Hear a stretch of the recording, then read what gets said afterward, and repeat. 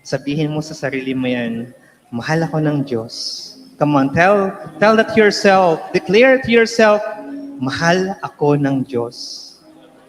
At dahil ikaw ay mahal ng Diyos, wala kang ibang magagawa but to respond to that love. Amen? So today, let us all, as one family, respond to God's love. How do we do that? As we pray, as we lift up our dreams for 2026. Yung pong mga wala pang novena to God's love, that's okay. You can lift up your heart. If you have it in your phones, lift it up, brothers and sisters. This is the right time. This is a very good opportunity, a very good moment to remind yourself, hindi ako nag-iisa sa aking mga pangarap. Amen? Amen. So all together in the name of the Father, and of the Son, and of the Holy Spirit. Amen. Together, today, I receive all of God's love for me. Today, to the unbounded, limitless, overflowing abundance of God's universe. Today, I open myself to God's blessings, healing, and miracles, so that I become more like Jesus every day. Today, I proclaim that I'm God's beloved. I am God's servant. I am God's powerful champion. And because I am blessed, I am blessing the world. In Jesus' name, amen and amen. Let's claim that, brothers and sisters. Thy word. Thy word is a lamp unto my feet and a light unto my path.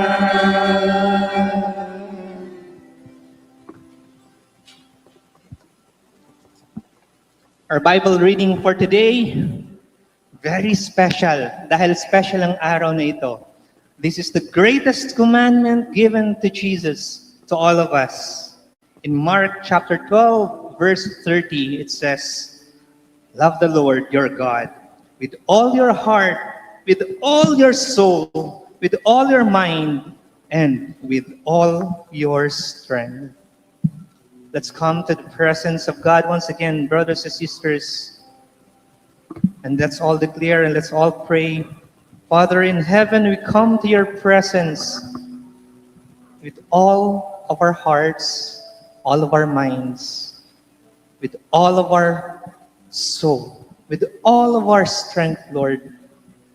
Sa araw na ito, itinataas namin sa inyo, Panginoon, ang aming puso. Binubukas namin sa inyo, Panginoon, ang aming puso. Mangusap ka, Lord. Speak, and we will listen. In Jesus' name, amen and amen. Let's honor the word of God. Thy word is a lamp unto my feet and a light unto my path. Brothers and sisters, Happy New Year. And before you sit down, I'd like you to greet 3 to 5 persons around you. You can move around. Pwede po kayong lumipat, no? Hanapin ninyo yung mga taong ka-close ninyo. O hindi naman, hindi nyo nakita ng isang taon. Sabihin nyo sa kanya, Happy New Year! Happy New Year, brothers and sisters!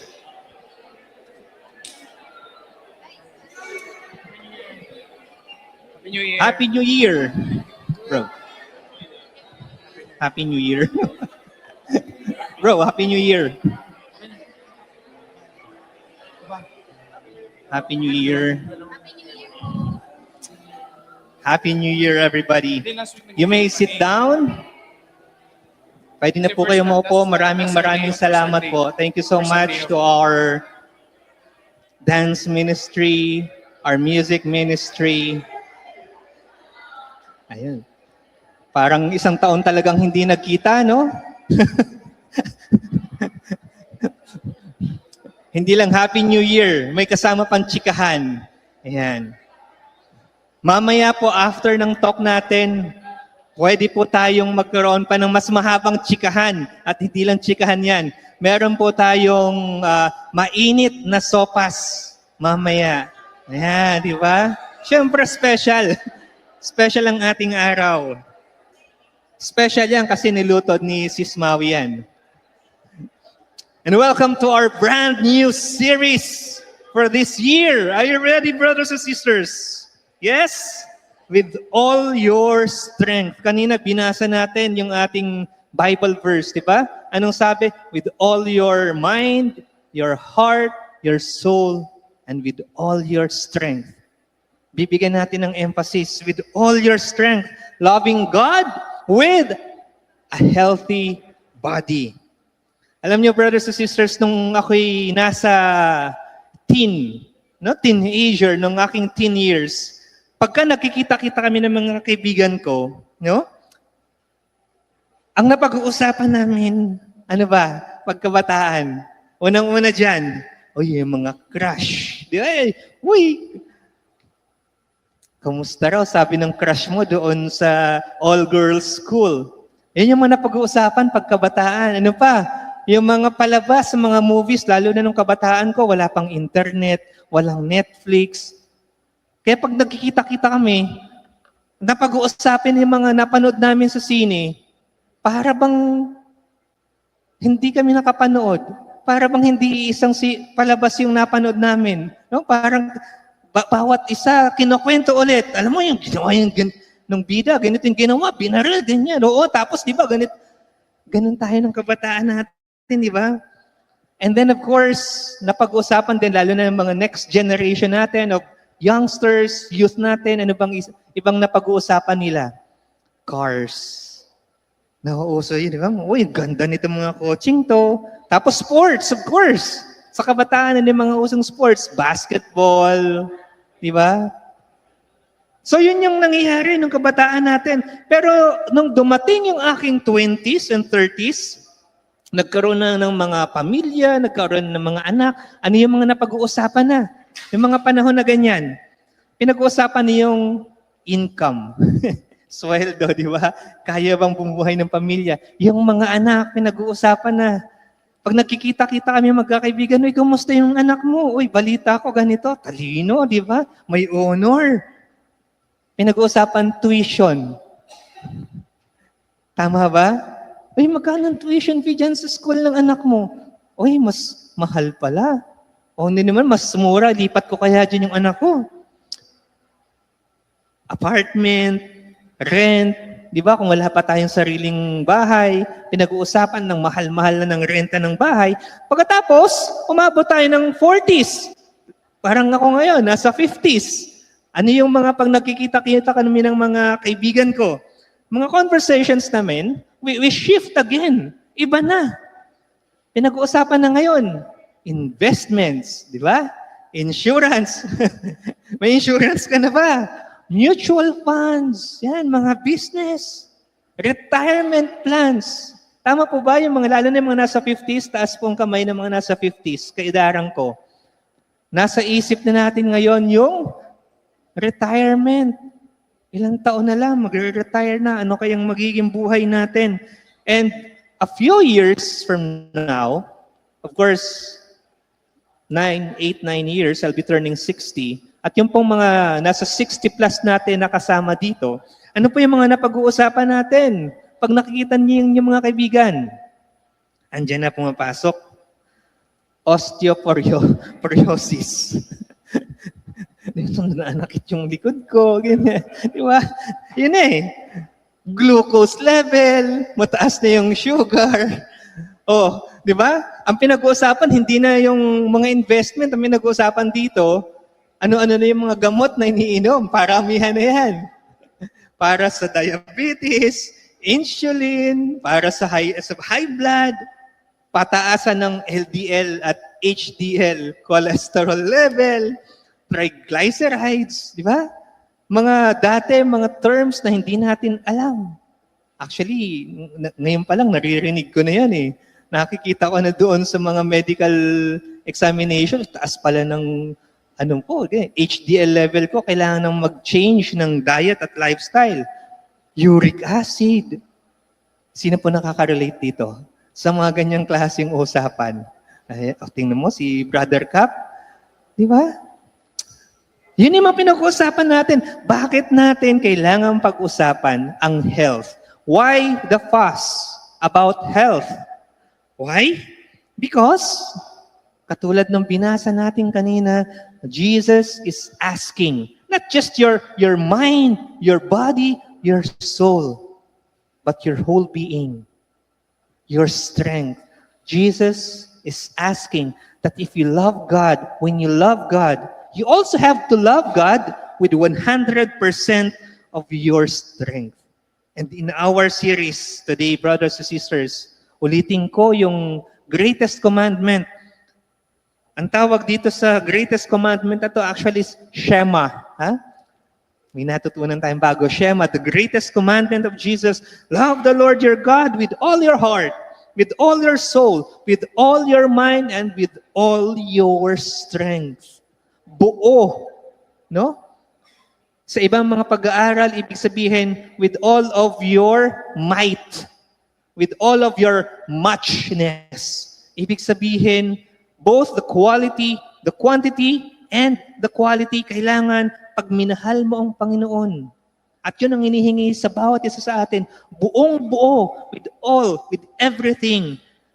And that's why, brothers and sisters, yun yung tanong natin, why do we want to start the year and spend the next 5 talks? Mahaba po ito. 5 talk ito, and we are going to talk about our health. Sino po yung mga may nararamdaman na dito ngayon pa lang? Yan. Para po sa inyo ito. Itong talk na ito. Sa may mga nararamdaman, sumasakit na yung balakang, yung likod, para po sa inyo ito. Sino po dito yung in tip-top health? Taas ulit ang kamay. Yung everyday may exercise, taas ang kamay. Aba, yung iba wala bang kamay?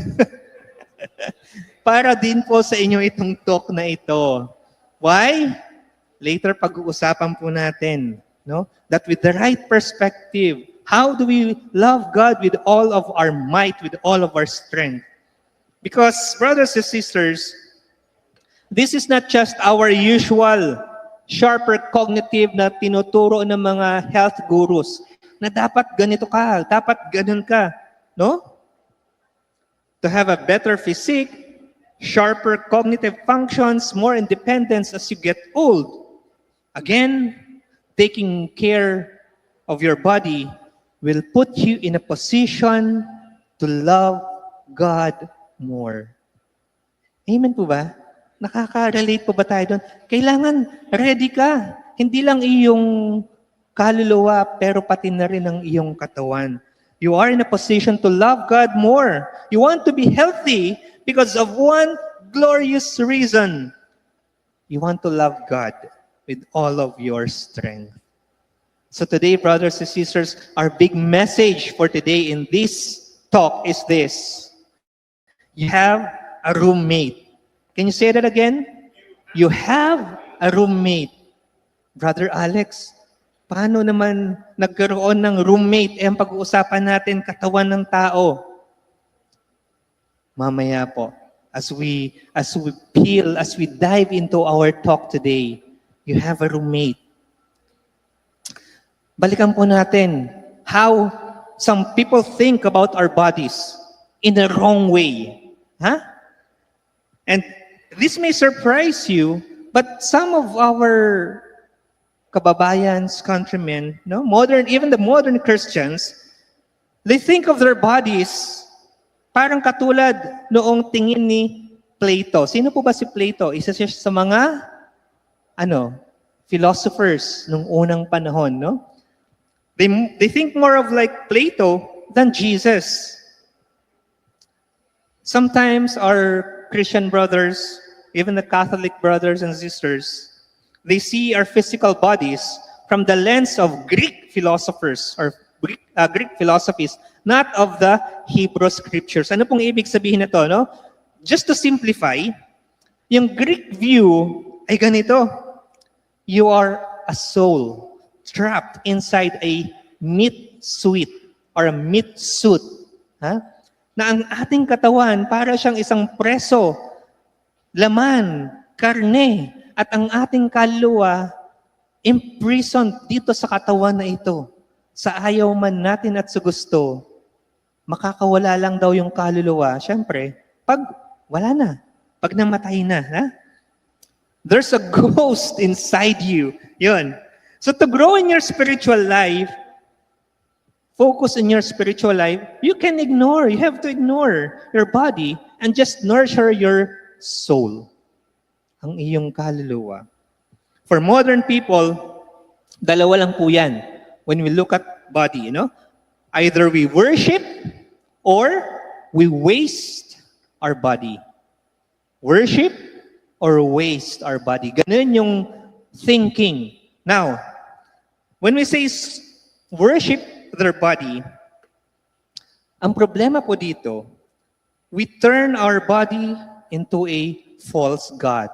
We see it as the ultimate source of our identity. Na yun lang talaga, yun lang yung importante. Our happiness, our self-worth are defined by our body. Maganda ba tayo? Guwapo ba tayo? Nasa uso ba tayo? Mabango ba tayo? Mataas ba tayo? Tall, dark, and handsome ba tayo? Unfortunately, sa akin po, brothers and sisters, yung sa tall, dark, and handsome, dalawa dun yung mali. Piliin nyo na lang po kung ano yung mali dun, ha? Tall, dark, and handsome. Naalala ko tuloy itong isang joke na to. Merong isang mag-asawa, yung asawang lalaki, masasabi mo naman talagang hindi gwapo. Talagang hindi siya gwapo eh. In all standards, pasensya na lang doon sa asawang lalaki. Pero yung asawa niya, grabe. Ito yung masasabing trophy wife. Napakaganda talaga. As in, pag naglalakad sila na pagkakamalan na bodyguard yung asawang lalaki, kasi ang ganda talaga ng babae. Yung asawa niyang babae. Tapos one day nagtanong yung lalaking asawa. Sabi niyang ganun, mahal, hindi ko malaman na kung sa dinami-dami ng lalaki sa buong mundo, bakit ako ang iyong napili? Bakit ako ang iyong minahal? Sabing ganun ng asawang lalaki. Hindi ko alam kung may self-doubt ba siya, pero gusto niyang malaman, ano ba ang dahilan, bakit ganun siya kamahal ng babae? Kasi talagang napaka-faithful naman talaga ng babae sa kanya. Tapos sabi ng asawang babae, may kinuhang ganun. Isang litrato. Tapos, pinakita doon sa kanyang asawang lalaki, sabing ganun ng babae, mahal, kilala mo ba itong nasa picture na ito? Tiningnan nung lalaki, parang namumukhaan ko siya. Namumukhaan ko ito. Yung pong nasa picture ay isang picture ng isang lalaki, gusgusin, namamalimos, ganyan. Sabi nung asawang babae, naalala mo ba na itong gusgusin, pulubi na ito, minsan ay binigyan mo ng limos. Medyo malaki yung ibinigay mong limos. Sabi ng lalaki, parang naalala ko nga. Kasi talagang maawain ako eh. Sabi ng gano'n sa asawa niya, binigyan ko ng limos yung pulubi na yan, yung lalaki na yan. Ha? Sabing gano'n, yung ba mahal ang dahilan kung bakit mo ako pinakasalan dahil busilak ang aking kalooban?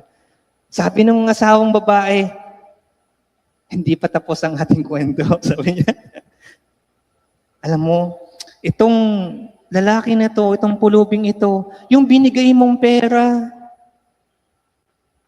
alam mong ginawa niya, out of the desperation, hindi naman po natin dapat kailangan sundin ito ha, pero yung ginawa kasi ng pulubi, itinaya daw. Saan itinaya? Sa loto. Again, kwento lang po ito, wag niyo po ninyong susundin ha. Itinaya sa loto. Nanalo sa loto. Ang laki, milyones yung mapanalunan. Tapos nung nanalo siya sa loto, sabing ganon, yung pulubi, pumunta siya sa Korea. Pagkatapos yung pumunta ng Korea, pumunta naman siya sa Thailand. No? Pagkatapos, bumalik siya sa Pilipinas at hinanap kanya.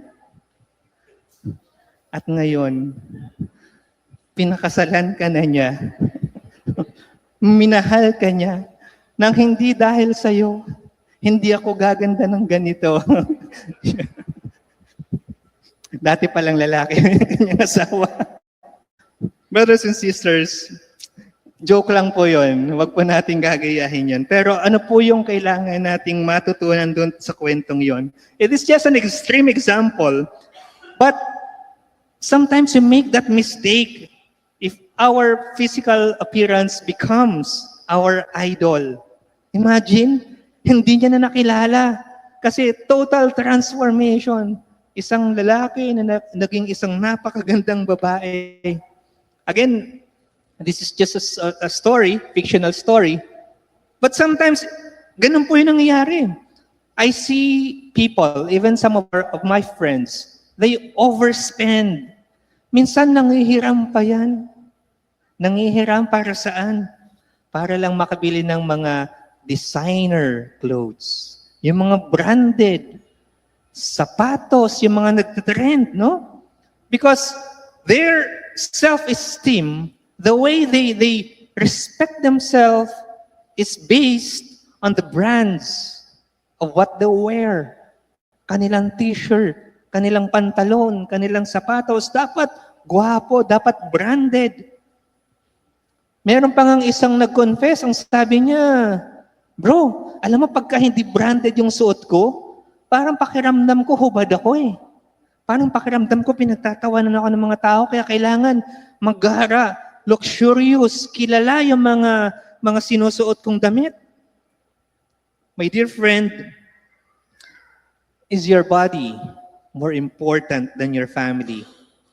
Or relationships? Huh? Or is your body more important than your, not just family, even your relationship with God? Mas pinapahalagan mo ba above everything else ang iyong katawan? Do you idolize your body? Then, brothers and sisters, it might be a good question to ask yourself, yung bang katawan ko, siya na yung Diyos ko ngayon? Mali na ba yung tingin ko? And some brothers and sisters go to the other extreme.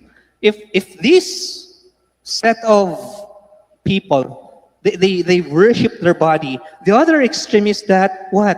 They waste their body. Wala naman silang pakialam. They neglect their health for various reasons. Because they worship another idol, maybe, ano po yung isang idol na yon? The God of pleasure. Ayan. The God of pleasure.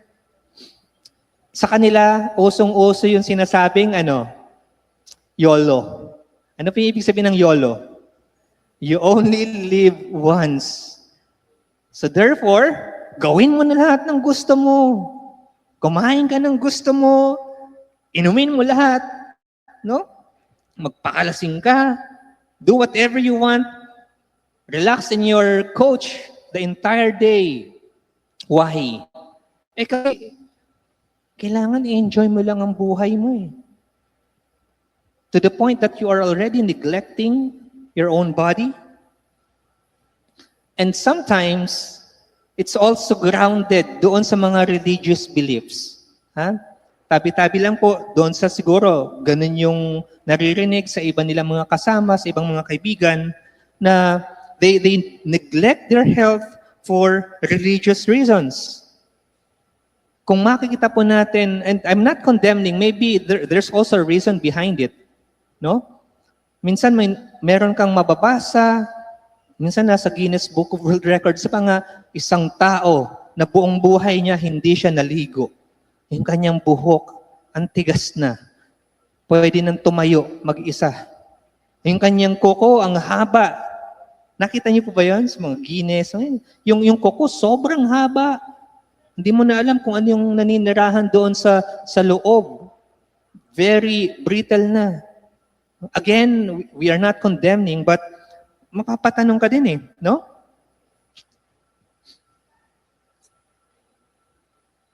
Kasi yung iba naiisip nila, katawan lang yan eh. Pag namatay ka, kakainin din lang ng uod, di ba? Yung katawan mo. Ang importante, ang iyong kaluluwa. Yun yung sinasabi. So in your lifetime, ang kailangan mong bigyan ng pansin ay ang iyong kaluluwa. We should focus on the health of our souls, not the health of our bodies. Medyo tama naman, half-truth, di ba? Importante na kailangan bigyan mo ng pansin ang health ng iyong kaluluwa. It's partly true and it's also partly false. And that's why it is dangerous, again, because this is not the paradigm of the Hebrew Scriptures. Ano po ba ang sinasabi natin dito sa Hebrew? In Hebrew, the word for soul is this, nephesh. Ulitin po natin yung word na yan. Nephesh. Ang ibig sabihin ay throat. Importante po yung ating throat. Diyan dumadaan yung ating pagkain. Ha? And what in the world does soul have to do with throat? Now, our modern idea of soul is ephemeral being. Ano po bang ibig sabihin ng ephemeral? Parang out there, in the air. Hindi mo nakikita, floating in the air. Ha? Sino pa yung mga idea na pumapasok sa isip natin? When we talk about the soul, nandiyan po si Casper, the friendly ghost. Nandiyan tong si, ewan kong naabutan nyo pa yan, sa Ghostbusters. Di ba? Sino pa? Yung kay Harry Potter, sa Hogwarts house. Ayan o, yung putulang ulo.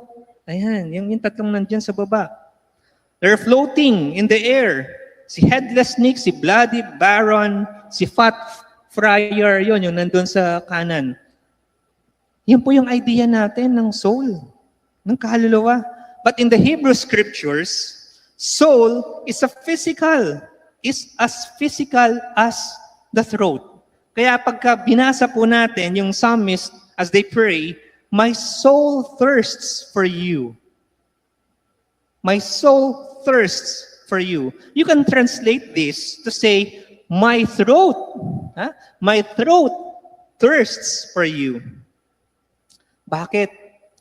Dahil sa mata ng Diyos, my dear friends, in the eyes of God, your body and soul are not separate. You don't have a body. You are a body. Can you put your hand over your chest and tell that to yourself, remind yourself, I don't have a body. Come on. I don't have a body. Declare that I am a body. Can you say that? I don't have a body. I am a body. Ako ay katawan. Kaya hindi katulad ng mga tao who vilify the body as evil, God honors your body. God honors your body.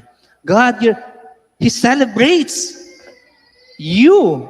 God celebrates your physical body. Tandaan po natin yan, He created your anatomy. Ang bawat hibla ng buhok ay nabibilang ng Diyos. Hindi ka pa man pinapanganak sa mundong ito. Alam na ng Diyos ang design ng iyong itsura. Kung ano ang kulay ng iyong mata, kung ano ang magiging kulay ng iyong skin, gaano ka magiging katangkad, lahat yan. Hindi ka pa man pinapanganak. God already designed you. Your bones, the plasma, your belly button, everything about you.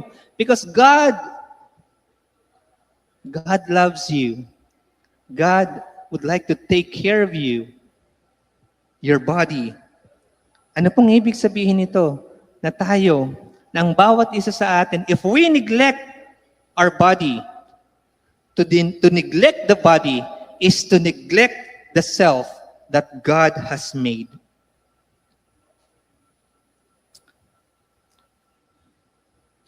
Dito po sa ating mga binasa from scriptures, meron po tayong 3 truths, 3 facts that we can take, that we can learn how we are body, soul, persons.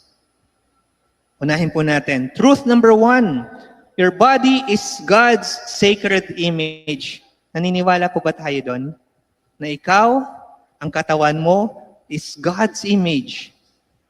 Di ba? Tama?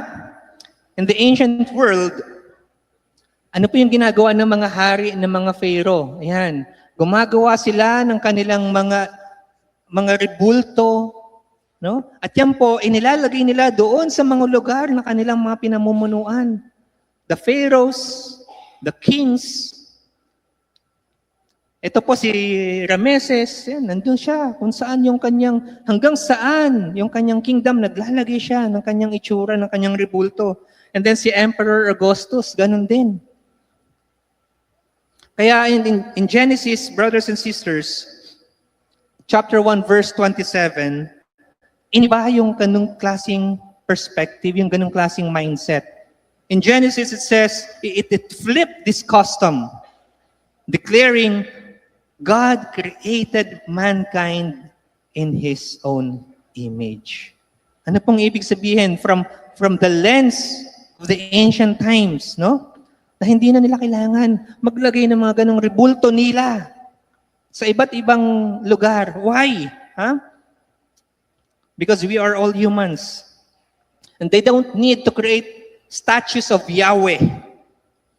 Because tayo, mga tao, ay ginawa sa imahe ng ating Panginoon. We are God's living image, representing Him to the world. Again, tingnan mo ulit yung nasa katabi mo. Ayan, tingnan mo. Mula paa hanggang ulo, mula ulo hanggang paa. Anong nakikita mo dyan sa katabi mo? Katawan, di ba? Hindi mo naman nakikita isang kaluluwa. Katawan ang nakikita mo, di ba? Maganda, gwapo, nakangiti, di ba? Palabiro, galante. Yung nakikita mo is a body. Maybe, just like me, I'm 5'7", di ba? I'm fair-skinned, I'm handsome. Yun yung nakikita ninyo doon sa harap eh. Di ba? But this is the big question. Again, look at the person beside you. When you look at the person beside you, what do you see? The question is, when people see your physical body, the more important thing is, are they reminded of God? Pag ikaw ba, nakakasama mo ang ibang tao, sino kaya ang nakikita nila sa iyo? Si Jesus ba? O iba? Again, it's not about having the six-pack ab. Although hindi naman masama magkaroon tayo ng six-pack ab, di ba? Ako, 1-pack pa lang eh. I'm still working on the 5-packs. Or a Miss Universe figure. Ayan. No? Hindi naman masama na magkaroon ng ganyan. But again, the thing here is, it's whether you can love God with all your strength. Again, this reminds me of an old story. Does your body remind others of God? Quick story lang. Merong tatlong magkukumare. Ha? 3 mothers. Alam niyo naman natin minsan, pagka nagkakasama-sama yung magkakaibigan, ano po yung mga pinag-uusapan nila? Siyempre, yung mga nanay-nanay, pinag-uusapan ay kanilang mga anak. Ang sabi ng isang nanay, yung first mom, sabi niya, ang anak ko ay magiging bishop. And when people see him, ang sasabihin sa kanya, Your Excellency. Di ba? Ganun yung mga tawag natin sa mga bishop. Tapos, sabi nung pangalawang nanay, ayaw niya magpatalo. Sabi niya, wala yan sa anak ko. Wala yan sa anak ko, sabi niya. Yung anak ko magiging pope. Siya ang papalit sa next pope natin. Kaya, when people see my son They will say, Your Holiness. Sabi ng pangatlong nanay, wala yan sa anak ko. Yung anak ko, magiging pare. Tapos sabi ng dalawang nanay, ha? Pare lang yung anak mo? Paano niya naman tinalo yung mga anak namin, bishop, at yung isa magiging pope? Sabi ng nanay, ng pangatlong nanay, yung anak ko, 5'2". Ha? Mas mababa pa sa akin yan. 5'2" yung anak ko. And weighs 550 pounds. So when people see him, people will say, oh my God! Ganon. Hindi makapaniwala na ganun kalaki yung anak niya. Again, that's just a joke, no? But again, kidding aside, di ba ganun yung idea natin? For people to see us, our bodies, our actions, our service, everything that we do, what we speak, what we do for our brothers, for our sisters, for the community, for the church. The idea is, people will say, God is here. God is real. Totoo ang Diyos at buhay ang Diyos. Amen? Tama po ba? That's the idea. For all of us, when people see us, when people interact with us, they will come to know Jesus. They will feel kung ano ang pagmamahal na binibigay ni Jesus. Tingin sa katabi. Again, does that person remind you of Jesus? Truth number 2, your body is God's sacred seed. Another proof, brothers and sisters, that God cares for your physical body. Your body is a seed. It is a seed for your body tomorrow. Ano pong ibig sabihin yan? Kung nakikinig po tayo doon sa homily kanina ni Father, ano pong sinabi ni Father? Na pagka na kilala mo si Jesus, alam mo yung pinagdaanan ni Jesus, na si Jesus nabuhay, namatay, at muling nabuhay, He was resurrected. Alam mo kung saan at kung anong pagdadaanan mo. Because as God promises that He will raise our bodies at the end of times, di ba? Transform our bodies into its glorious form. Pag tayo ay namatay at dumating dun sa punto na muli tayong mabubuhay.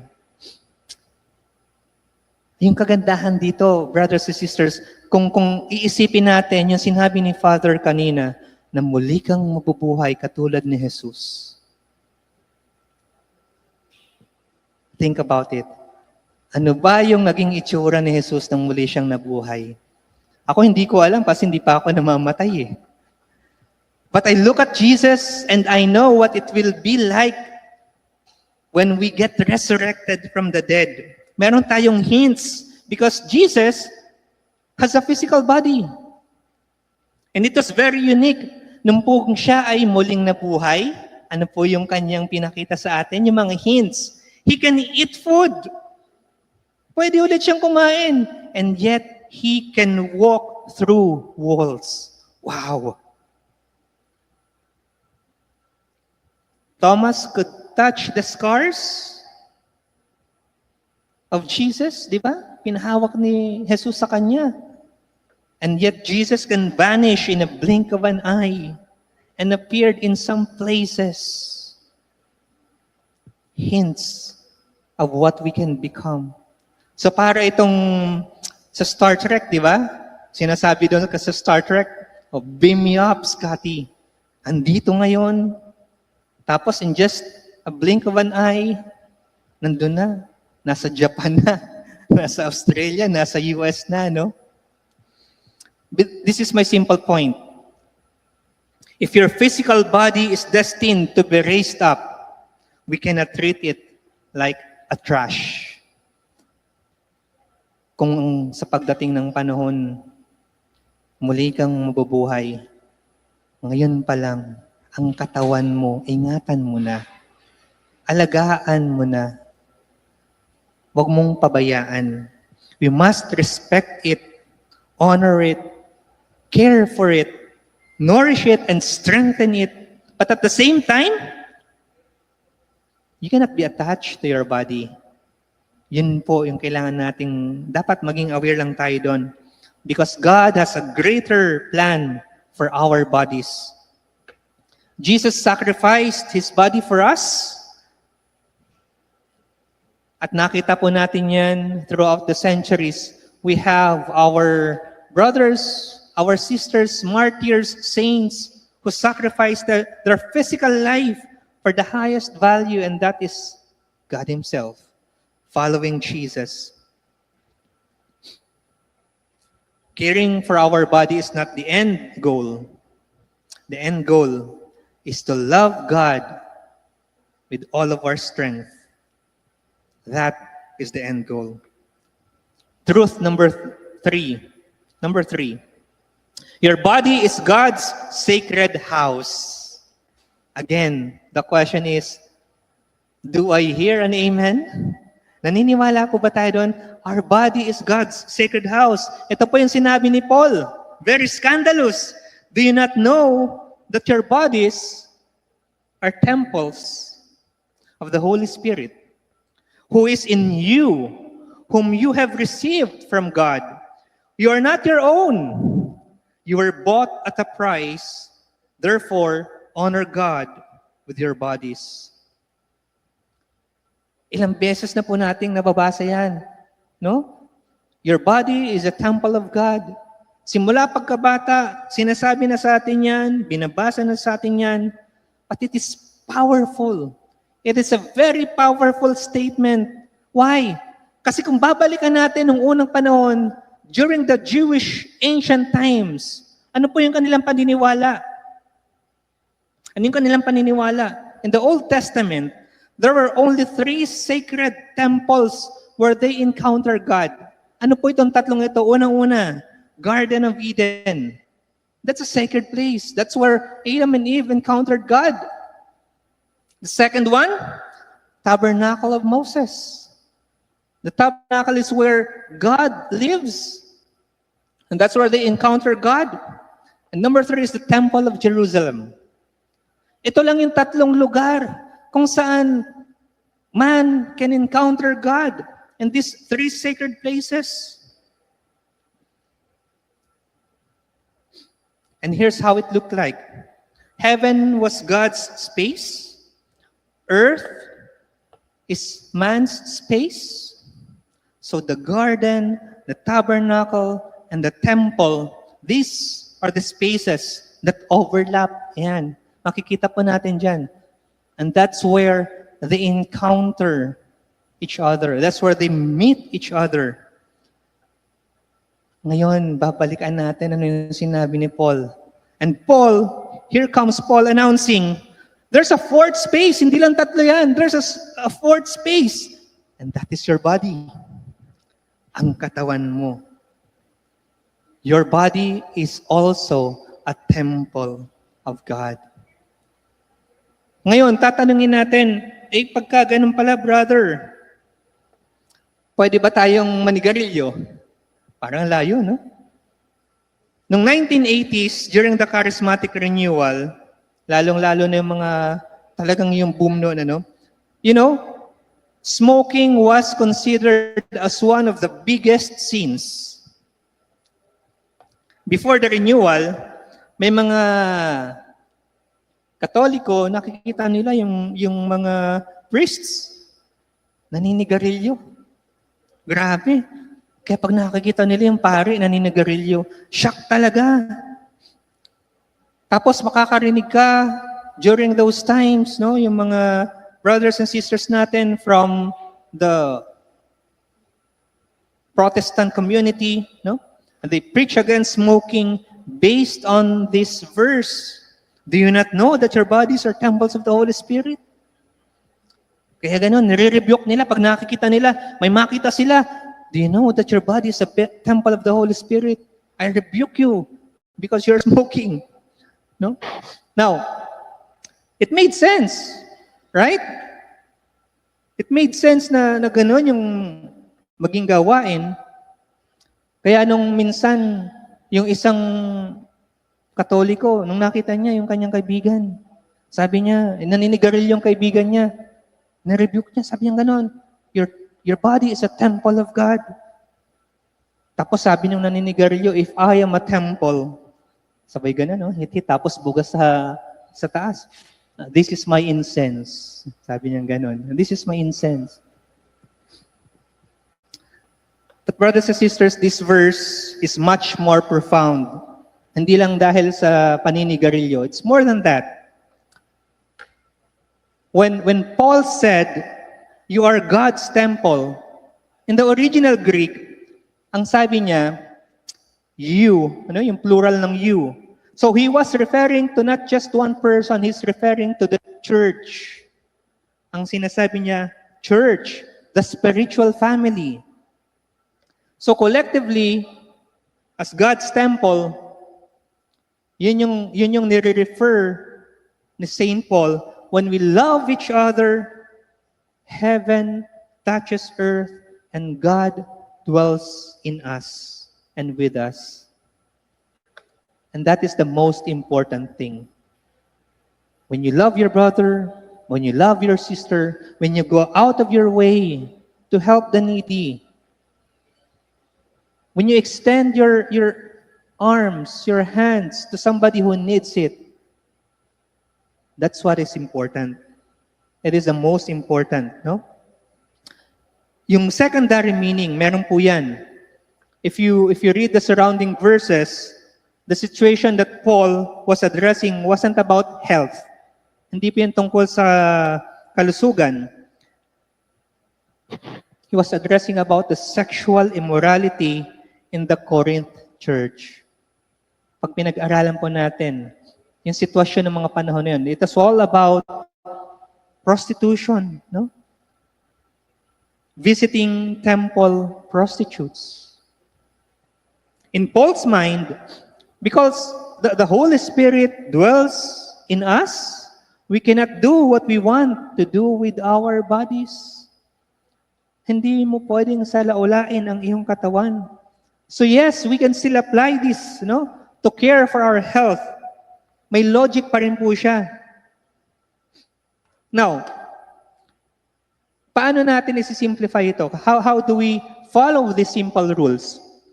Think about this, brothers and sisters. Meron kang isang kaibigan. Galing siya sa ibang bansa. At ang kaibigan mong ito, umuwi ng Pilipinas, nagbalik bayan. At ang sabi niya, pwede ba ako, friend, pwede ba akong makitira sa inyo? Mga 1 linggo lang. Pumayag ka naman. Sabi niya, of course, friend, welcome ka dito sa aking bahay. Ha? Tapos pagdating ng kaibigan mo, of course, you have your own house rules. Binigyan mo ng konting orientation yung kaibigan mo. Sabi mo sa kanya, friend, dito sa bahay ko, ito yung mga sinusunod namin kasi importante sa akin ito. Lalo na sa upkeep ng aking bahay. Because you really would like to have a clean house first. Pagpapasok ka, friend, dito sa bahay, pwede pakitanggal ang iyong sapatos. Lalo na kung talagang nagpuputik, no? Kailangan dyan lang sa labas ng bahay. Yung tsinelas mo, yung sapatos mo. At pag nandito ka sa loob ng bahay, alam ko, kilala kita eh. Mahilig kang nagtataas ng paa. Tinataas mo yung paa sa mesa, ganyan. Pwede ba? Huwag mong gawin dito sa loob ng bahay. And lastly, alam ko naninigarilyo ka. Pwede ba pag maninigarilyo ka, huwag dito sa loob ng bahay. Doon ka na lang sa labas. Okay lang doon. Meron tayong smoking area doon sa labas ng bahay. Pumayag naman yung kaibigan. So, in that 1 week, sumusunod yung kaibigan. But on the last day, syempre, paalis na ulit yung kaibigan, merong konting despedida. Nag-party sila, party. Pag uwi ng bahay ng kaibigan, Lahat ng rules nawala na. Umulan, putikan yung sapatos, pumasok ng bahay, so lahat ng putik andun sa loob ng bahay, medyo nakainom, tipsy, hindi alam ang ginagawa, taas ng paa, sabay bukas ng sigarilyo, at doon sa loob ng bahay, nanigarilyo siya. Kung ikaw po yung kaibigan at may-ari ng bahay, ano kaya ang iyong mararamdaman? Di ba isipin mo, grabe naman tong kaibigan kong to. Hindi niya sinunod yung rules ng bahay ko. Okay lang kung pamamahay niya to eh. Pwede niyang gawin kung anong gusto niya dito sa bahay, pero bahay ko to. How dare is this friend trashing my house? That is exactly the point, my dear friends, ng ating talk, no? Why many don't take care of their health, we forget one thing. Na sinasabi ni Paul, we forget that we don't own our body. Na hindi natin pag-aari ang ating mga katawan. Yan ay hiram lang natin. Ang iniisip natin, this is my body, my rules. Therefore, I can do anything, whatever it is that I want to do with it. Nalilimutan po natin yung pinaka-totoo. Ang ating katawan ay hindi natin pag-aari.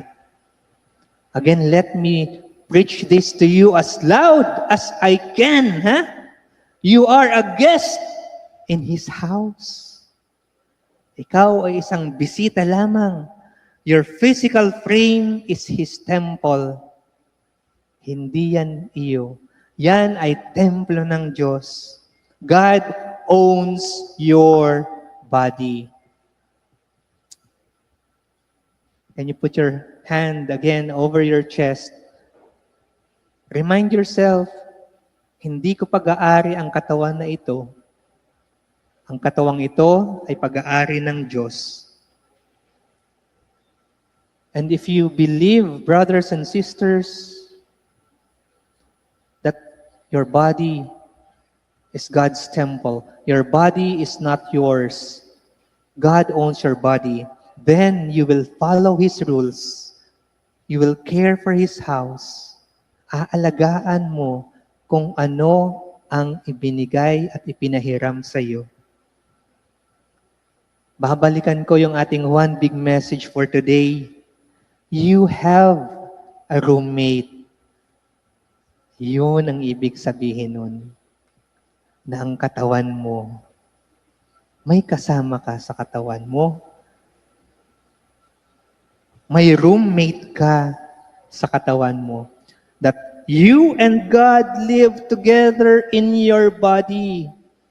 Ikaw at ang Panginoon ang naninirahan dyan.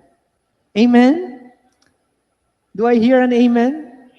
Medyo uncomfortable ba? Kasama ko pala ang Panginoon sa katawan ko. So I have to follow His rules. You are not alone inside your own body because God chose to live there with you. God made you in His image and His likeness. Hindi lang sa ikaw ay ginawa niya na kawangis niya. Kasama mo siya. Nandyan siya. Nasa puso mo siya. And your roommate is not ordinary. He is Jesus. And He didn't just die for you to save your soul. He died for you. Not just for your soul, but He also died for you, for your body, to redeem your whole self. Ang iyong kabuuan. Ikaw bilang isang tao, including your body, your strength, your limits, and your weaknesses. Hindi lang sa namatay siya dahil tingin niya perfecto ka. Hindi tayo perfecto. And yet, Jesus died for us, embraced us for everything that we are, including our weaknesses. And that means, brothers and sisters, every breath you take, Di ba may kanta yan?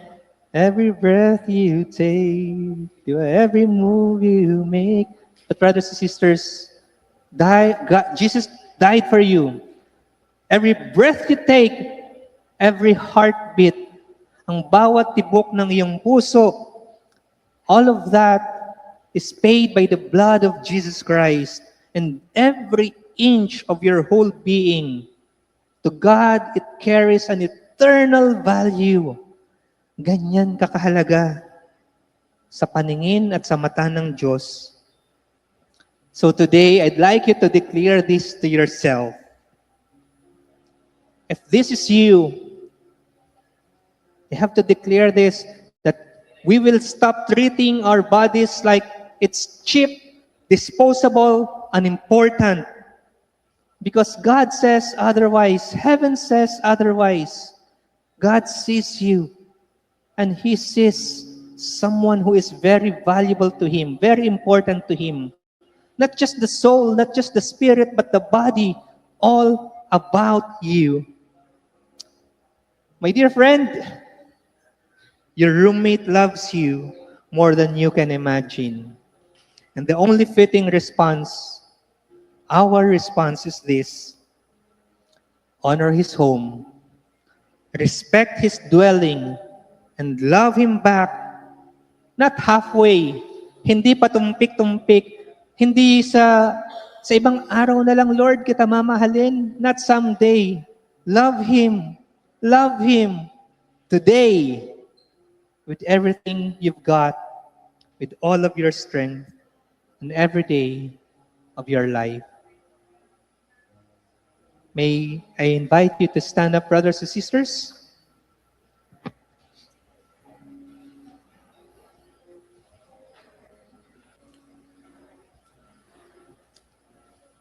Let us all enjoy His presence here today and be reminded that God is with us here today. He is in our body. He is with us, for us, today and every day. In the name of the Father, and of the Son, and of the Holy Spirit. Amen.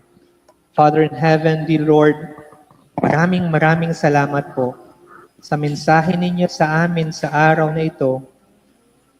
Sa bagong taon, sa pagpasok ng 2026, thank you, Lord, for reminding us that we are not just soul, spirit, heart, mind. Thank you for reminding us that you are not just asking us to love you back through our heart, but asking us, Lord, to love you fully and wholly with everything that we have, with all of our strength. So Lord, today, we pray that you continue to be with us this year, that we always will be reminded that what you have entreated to us, Panginoon, kung ano ang inyong pinahiram sa amin, na aming pangangalagaan buong taon, ang aming mga katawan. We pray for our health, Panginoon. Some of us, Lord, this is an area of our challenge. Some of our friends, our family members, our brothers and sisters here in the community, may mga pinagdadaanan sa kanilang kalusugan, Panginoon. Alam po namin na ang pagmamahal ninyo ay sobra-sobra. So we ask and pray for our loved ones. Panginoon, na sa pagsama mo sa kanila, that you will also extend to them your mercy, your love, your provisions. We pray for their full recovery, Panginoon, 100%, because we know, Lord, that is what you want from us. Gusto mo na kami ay maging buo. Dahil mahal mo kami ng buo, and you are asking na buo ka rin namin na mamahalin. Maraming salamat po. We pray for one another in our community, Lord. That when we look at our brother and sister, hindi lang isang katawan ang aming nakikita, that we will continue to see you, embrace you, and feel your love through our brothers and sisters. And that through this, Panginoon, that we will be able to share this love, Lord, not just in the feast tayo, Panginoon, but even outside of our community, so that we can continue to say yes to your mission for us, to not just love you, but to love others and serve others and make more disciples who make disciples. In Jesus' name, we pray. Amen and amen.